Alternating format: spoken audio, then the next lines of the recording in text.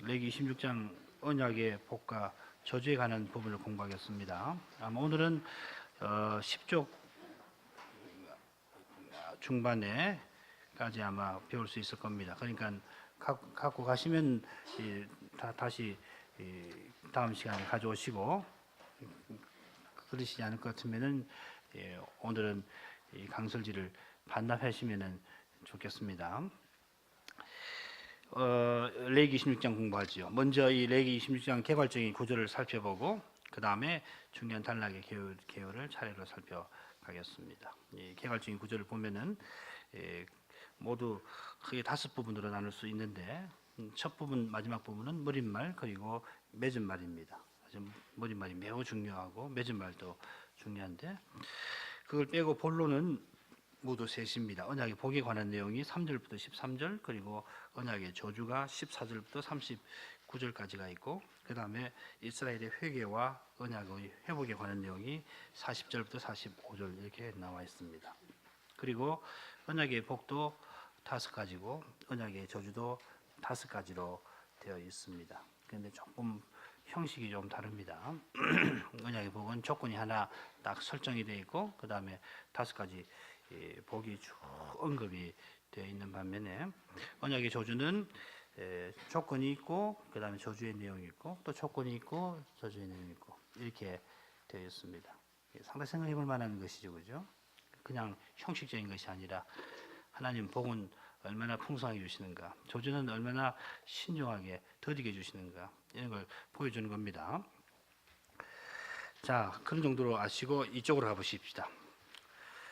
이미 말씀드렸는데 개요 내용을 간단하게 확인을 해보십시다. 머릿말은 크게 2부분으로 구성이 되는데, 앞에 부분은 금령이고 후자는 명령입니다. 금령은 우상 숭배하지 말라 하는 겁니다. 그리고 그 끝에는 나는 너희 하나님 여호와임이니라 해서 그렇게 금하시는 이유가 붙어 있고요. 명령은 여호와의 안식일을 지키고 여호와의 성소를 공경하라 하신 건데, 여기도 명령의 이유가 붙어 있습니다. 나는 여호와니라. 어디서 많이 보던 후렴이죠. 레위기 19장입니다. 그 다음에 나오는 내용이 언약의 복에 관한 건데, 먼저 복이 임하는 조건이 제시가 됩니다. 너희가 나의 규례와 명령을 준행하면, 그러고서는 이제 복의 목록이 5가지로 쭉 나옵니다. 얼마나 참 그 복의 내용이 참 풍부하고 감사한지 알 수 없을 정도죠. 자, 이것은 다음에 나오는 언약의 저주의 목록과 짝을 이루고 있습니다. 그 다음에 맨 마지막으로 복의 근거가 되시는 여호와의 말씀이 이어집니다. 그 다음에 언약의 복에 이어서 언약의 저주가 나옵니다. 말씀대로 저주는 각 저주마다 먼저 조건이 나오고 그 다음에 저주의 내용이 나옵니다. 가령 2번째 저주를 보면은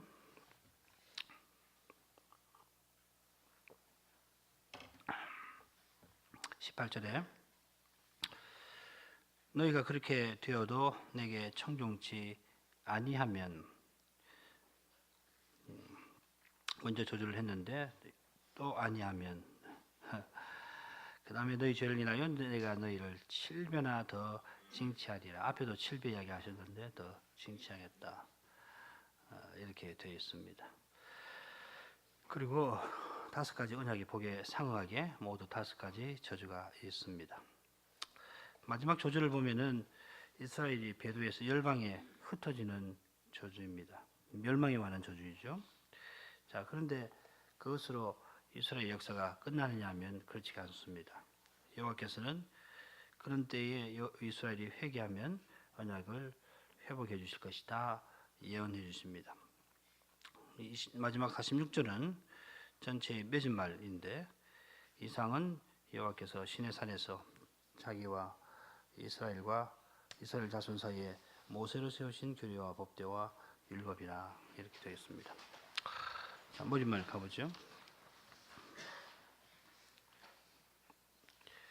말씀드린 대로 1, 2절이 26장의 머릿말입니다. 레위기 26장은 일종의 언약 체결문이라고 할 수 있습니다.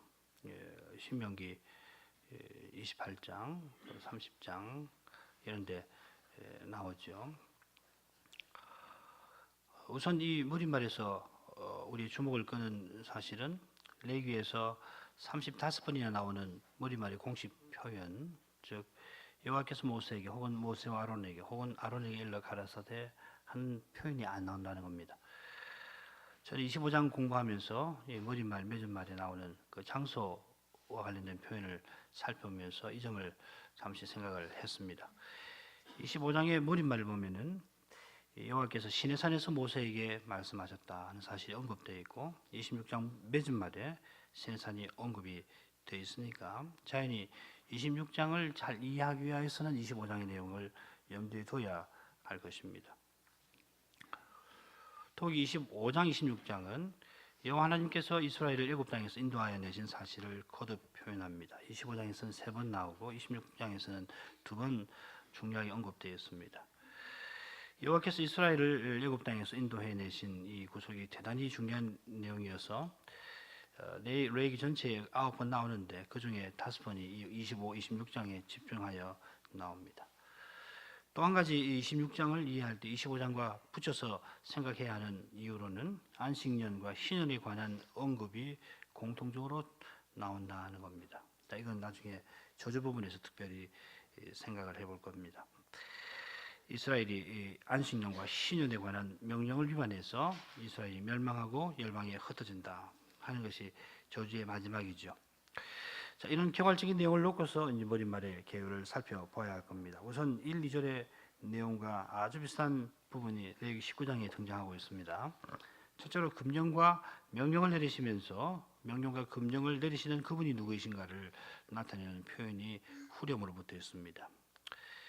레위기 19장에 모두 70개의 명령 또 혹은 금령이 있는데 이는 레위기 16장에 나오는 2가지 표현, 나는 너희 하나님 여호와임이니라, 나는 여호와니라 하는 이 후렴 표현에 의해서 모두 16개의 단락으로 모아져 있습니다. 그건 우리가 살펴봤습니다. 그 중에도 레위기 19장 3, 4절은 레위기 16장 머릿말과 아주 비슷합니다. 같이 한번 이 부분 읽어볼까요? 너희가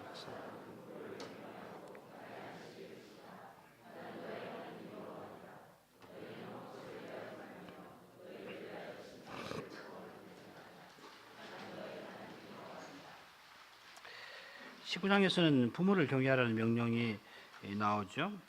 명령이 먼저 나오고 금령이 나오고 그리고 난 너희 하나님 여호와니라 이렇게 되어 있습니다. 그런데 26장에서는 나의 성소를 공경하라 하는 명령이 나옵니다. 그런 명령과 금령의 순서가 바뀌었고 그냥 후렴이 각각 붙어 있습니다. 부모를 공경하는 것하고 여호와의 성소를 경외하는 것하고는 아주 밀접한 관계가 있습니다. 또 레위기 26장의 머릿말은 10계명 1계명부터 제4계명을 요약해 놓은 듯 합니다. 말하자면 하나님에 관한 계명들을 요약을 한 겁니다. 여호와께서 이스라엘을 구속하셔서 언약을 맺으신 하나님이시라면은 그러면 그 여호와 하나님을 전심으로 사랑하고 그분의 명령에 순종해야 할 겁니다. 우상 섬기는 애굽 땅에서 종노릇하던 아까 읽은 말씀에서 나왔습니다만은 노예가 되어서 몸을 펴지 못하고 그렇게 살던 사람들을 몸을 다 펴서 당당하게 자유롭게 살게 해주셨으면은 그러면은 이제는 여호와를 섬기는 품꾼의 심정을 갖고서 여호와의 규례와 법도를 행해야 마땅할 겁니다. 언약의 전문에서 밝히는 것처럼 이스라엘은 여호와의 특별한 소유이고 여호와를 가까이 해서 그분의 뜻을 쫓아 살아야 합니다. 이스라엘이 이런 마땅한 심정을 품고 살기 위해서 살도록 여호와 하나님은 안식일을 제정하시고 안식일에 여호와를 섬기도록 성소를 세우셨습니다. 그러니까 성소를 세우셨다는 말은 이스라엘과 함께 해주신 거죠. 하나님이 계시지 않으면 뭐 예배는 성립할 수가 없는 겁니다. 하나님 우리와 함께 해주시지 않는데 우리가 아무리 종교적인 관행을 해봤자 그건 우리가 하는 것이지 뭐 그 예배 아니잖아요. 그러면 아무 보람 없는 겁니다. 그냥 종교적인 행사 해봤다는 것 뿐이지 그 말입니다. 안식일은 모든 절기와 성회의 근간이고 성소는 절기와 성회에 이스라엘 여호와를 가까이에서 섬기는 거룩한 장소입니다. 안식일을 지키며 여호와를 성소를 공경한다는 것은 하나님의 언약을 믿고 그 언약에 요구되는 의무를 철저히 짊어지는 것입니다. 자, 그것과 정면 대립되는 것이 우상 숭배이겠습니다. 우상 숭배의 가장 큰 특징은 여호와를 위한 삶을 살지 않고 자기를 위한 삶을 사는 겁니다. 레위 20장 1절에 자기를 위하여 우상을 만든다 하는 표현이 바로 그것입니다. 하나님의 형상으로 지음받은 인생이 여호와를 위해서 살아야 하는데 자기를 위하여 살고 하나님 형상인으로서 지음받은 형상대로 지음받은 자기가 있는데도 불구하고 하나님의 형상을 만드는 거죠. 따로 만들어서 그걸 섬기는 거 아니에요? 그러니까 얼마나 이 우상 숭배라고 하는 것이 처음 창조 상태를 완전히 뒤집어 놓는 것인가 하는 걸 이 표현이 가르쳐 주는 겁니다. 자기를 위하여 우상을 만든다. 사람은 하나님을 위하여 지음받고 하나님의 계시는 거룩하신 하나님을 인생에게 드러내요. 하나님으로 인생으로 하여금 하나님을 섬기며 살도록 교훈합니다마는 타락한 사람은 하나님을 알되 바로 알지 못하기 때문에 자기 행복을 위해서 복을 얻고 화를 피할 심산에서 우상을 섬기는 겁니다. 훗날의 역사를 보면 이스라엘이 여호와를 알지만은 여호와만 섬기는 것 아니라 여호와 겸해서 바알을 섬기는데 그 이유는 자기 세상 행복에 있는 겁니다. 머리 말해서 여호와 하나님은 은혜 언약에서 나오는 근본 요구를 이스라엘에게 요구하고 계시는 겁니다. 자, 이 머리말에 이어서 먼저 언약의 복에 관한 내용이 나옵니다. 처음에 언약의 복을 얻을 수 있는 조건이 제시되고 있습니다. 너희가 나의 규례와 명령을 준행하면 나의 규례와 명령을 준행하면 여호와께서 주시는 복을 얻는다 하는 것이지 이걸 바리새인들처럼 행함으로 구원을 얻는 것이다 생각하면 안 되겠습니다. 구약 시대에는 여호와 하나님이 모세 율법에 싸서 이 복음을 전해 주신 까닭에 이걸 조심해서 읽지 않으면은 구약 시대에는 행위 구원을 가르치는가 보다 이렇게 오해하기가 쉽습니다. 우리가 하나님 언약을 생각할 때 크게 창조 언약과 은혜 언약으로 구분할 수 있을 겁니다. 물론 하나님이 영원한 작전 가운데 성부께서 성신 안에서 성자와 세우신 언약, 구원의 협약이라고 합니다. 팍둠 살로티스라고 말하는데 이런 그 언약을 말할 수는 있습니다만은 역사 안에서 하나님이 인생과 세우신 언약은 크게 타락 전과 타락 후를 기준해서 창조 언약, 은혜 언약 이렇게 구분됩니다. 창조 언약은 하나님이 아담과 맺으신 최초의 언약이죠. 이걸 웨스트민스터 신앙고백서 소요리 문답에서는 생명의 언약이라 불렀고 신앙고백서와 대요리 문답에서는 행위 언약이라고도 부릅니다. 아담이 하나님께서 금하신 금령에 순종하면은 어기지 않으면은 영원한 생명을 얻을 수 있었기 때문에 아담이 순종의 행위를 나타낸다 내야 한다는 점에서는 행위 언약이라 불렀고 아담이 순종을 통해서 영원한 생명을 얻을 수 있으니 생명 언약이라 부르는 겁니다. 그런데 이 행위 언약에서도 이 사람의 행위나 공로가 지나치게 강조되면은 그건 좋지는 않습니다. 사람이 창조 언약에 들어간 사실, 창조 언약을 맺은 상태, 그 상태의 유지 모두가 하나님 호의와 은택 위에 있기 때문에 그렇습니다.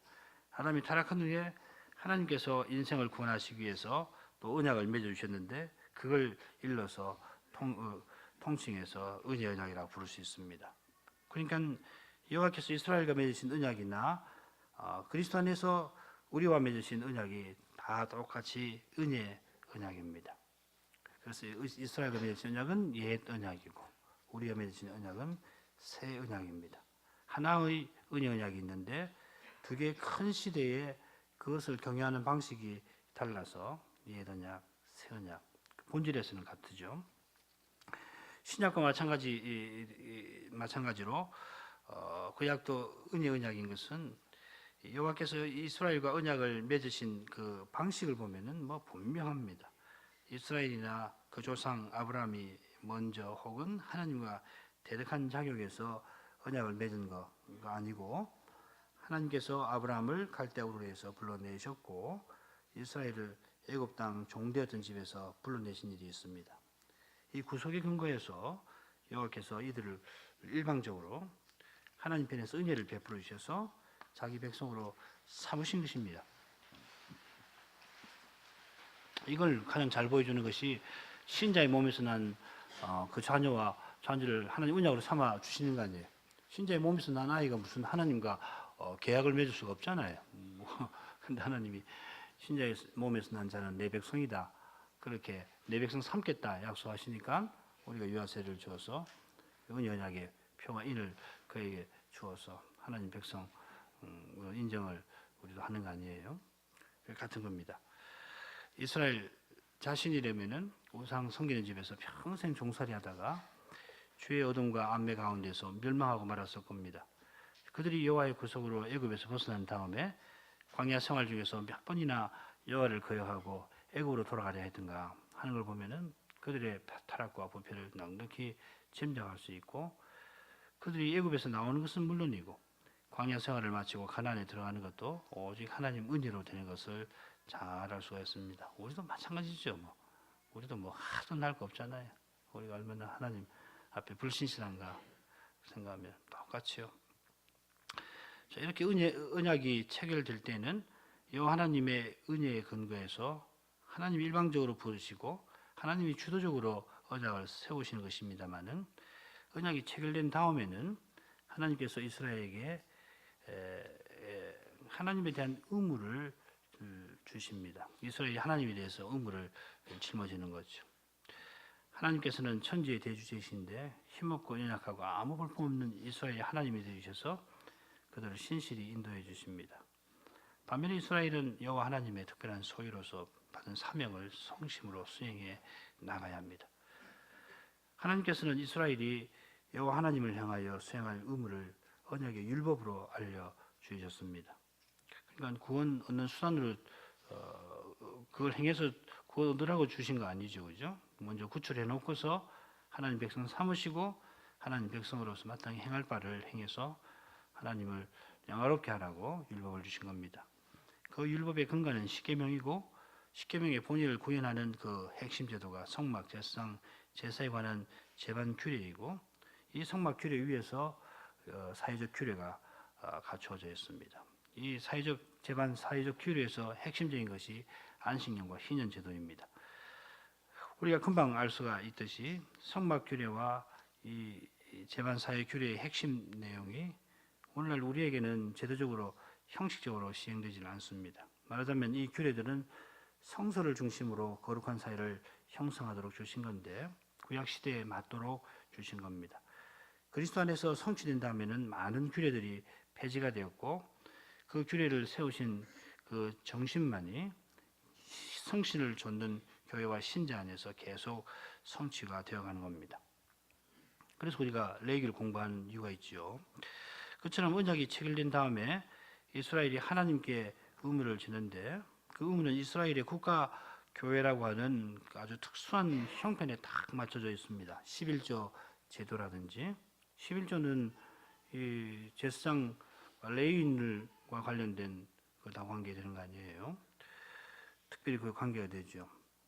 또 추수에 관한 자비의 규정이라든지, 또 화목제의 음식을 함께 나눠 먹는 규정이든지, 이건 다 성막을 중심으로 한 이스라엘 국가 생활에서 시행되는 겁니다. 마찬가지로 여호와께서는 이스라엘이 여호와의 규례와 명령을 준수하면은 국가 생활에서 풍요와 안전을 약속하십니다. 레위기 16장에 기록된 복의 목록이 5이지만 크게 보면은 풍요와 안전입니다.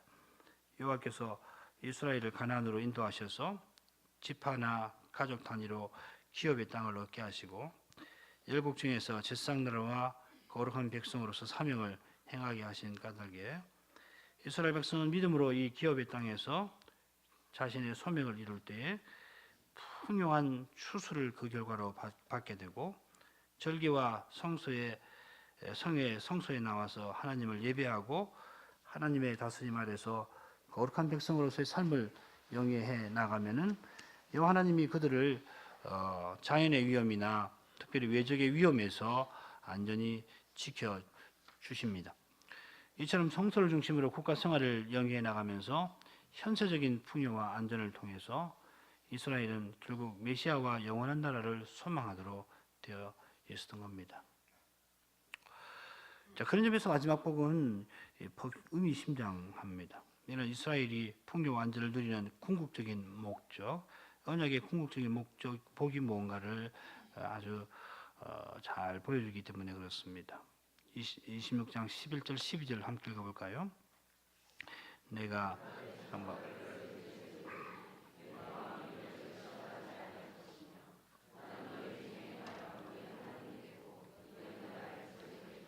예, 성경을 익숙하게 하는 분들은 이 말씀이 계시록 21장 3절의 말씀하고 참으로 비슷하다는 걸 알 수가 있을 겁니다. 같이 한번 읽어보죠.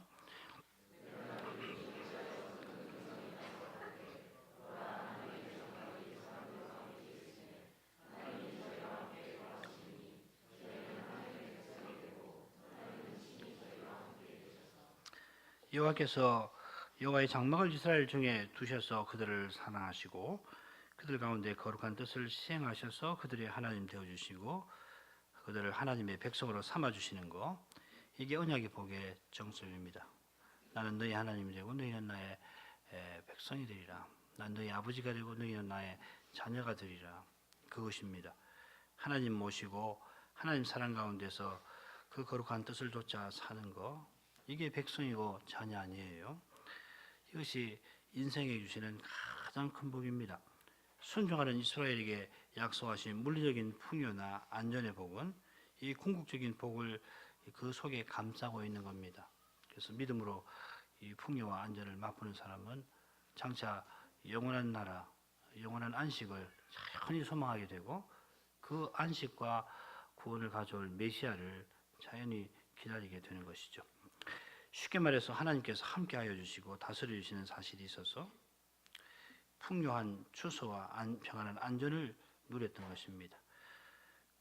이 물질적인 풍요와 안전의 복이 장차 메시아가 오시면은 드러날 하나님 나라의 복, 그리스도의 의와 생명을 예표하고 이 물질적인 복이 궁극적으로는 그리스도 재림하실 때 드러나는 새 예루살렘의 복, 곧 하나님과 어린 양이 함께 하셔서 그 보좌로부터 영원한 생명이 흘러나가는 그 복을 이스라엘에게 표상하는 것이다 할 것입니다.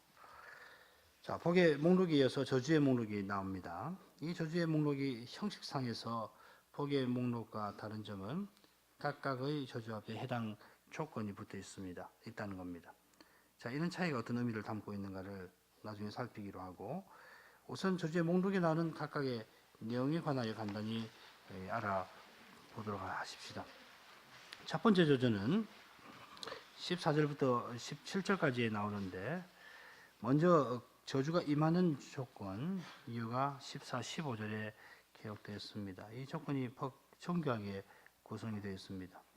그러나 너희가 내게 청종하지 아니하여 이 모든 명령을 준행치 아니하며 나의 규례를 멸시하며 마음에 나의 법도를 싫어하여 나의 모든 계명을 준행치 아니하며 나의 언약을 배반할진대. 이 번역상 조금 바로잡아야 할 것이 있는데요. 이 명령이라는 말 14절에 이 모든 명령할 때 명령하고 15절에 계명이 같은 낱말입니다.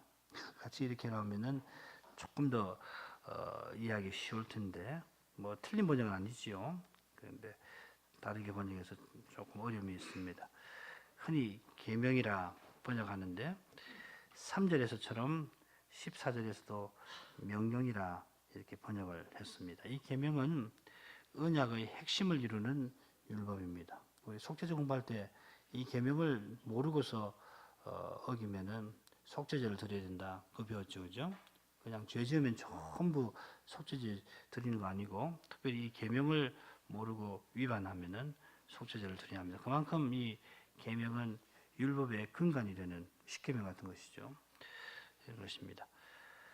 그 다음 내용 나오죠. 전에 속죄제 공부할 때 이 계명을 모르고 범하거나 어긴 경우에 속죄제를 드려야 한다 하는 사실에서 율법의 체계에서 이 계명이 차지하는 위치와 중요성을 살핀 바 있습니다. 그러니까 내게 청종치 아니한다, 나의 언약을 배반한다 하는 표현이 서로 비슷한 내용을 가리키고 있습니다. 하나님 언약을 믿고 지키는 것은 하나님 말씀에 순종하는 겁니다. 하나님 말씀하시면 무엇이든지 하나님 사랑하는 마음으로 그대로 따르는 것이 언약 백성의 당위입니다. 계명에 보니까 여기 있습니다. 언약의 핵심은 순종입니다. 사무엘이 사울을 책망하면서 바로 그 점을 지적한 바가 있지 않습니까? 같이 읽어보죠. 사무엘이 가로되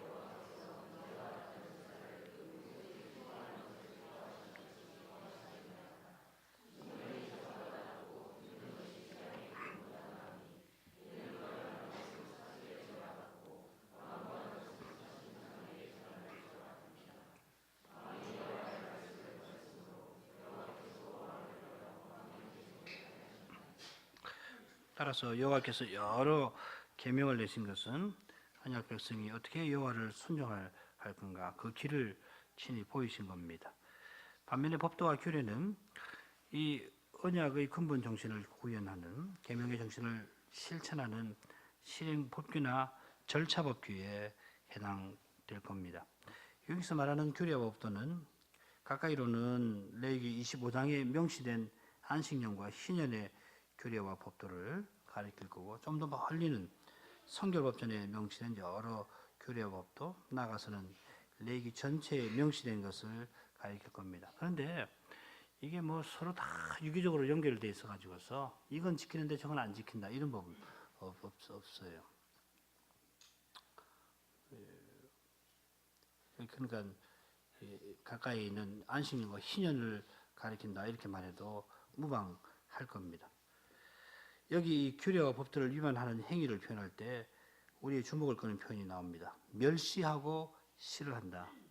그냥 지켜야 되는데 못 지킨다든지 지키려고 하는데 참 힘들다든지 어떻게든지 지켜야 되겠다든지 그렇지만은 좀 못했다든지 그런 거 아니고 멸시하고 싫어한다 그랬습니다. 이건 뭐 적극적인 위반을 가리키는 거죠.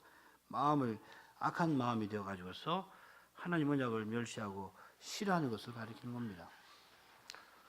우리가 제2계명을 보면은 하나님의 계명을 참되게 지키려면은 뭐가 필요하냐 하면 하나님을 사랑하는 마음이 있어야 한다는 것을 잘 알 수 있습니다. 나를 사랑하고 내 계명을 지키는 자에게는 이렇게 되어 있습니다. 반대는 어떻게 되어 있죠? 나를 미워하는 자에게는 이렇게 되어 있죠.